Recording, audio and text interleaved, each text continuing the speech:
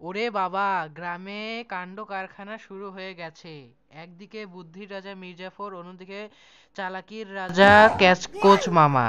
মির্জাফর ভাবে সে গ্রামের সবচেয়ে বড় জ্ঞানী, কিন্তু ক্যাচকোচ মামা, ওরে বাব্বা, সে হলো এমন এক দুষ্টু যার সামনে যে কেউ বোকা বনতে বাধ্য।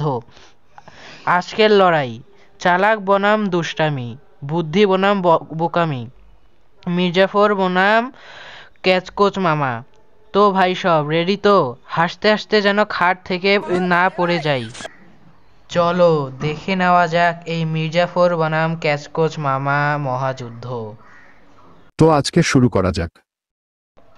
ক্যাচকোচ মামা, তোর চালাকি আমি অনেক দেখেছি, কিন্তু এবার তোকে এমন এক কৌশলে হারাবো যে তুই সারা জীবন মনে রাখবি।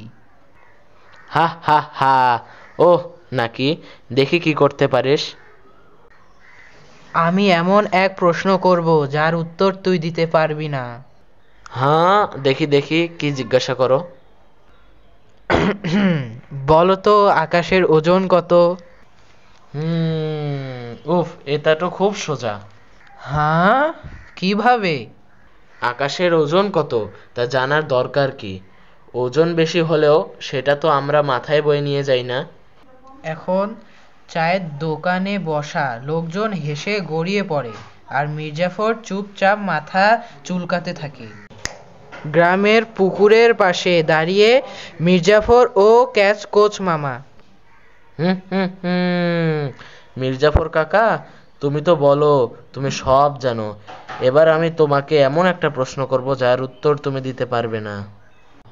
অসম্ভব, বল দেখি কি প্রশ্ন। এই গামলার ভেতরে এমন কিছু আছে যা তুমি কখনোই ধরতে পারবে না। ধুর, আমি সবই ধরতে পারি, দে তো দেখি।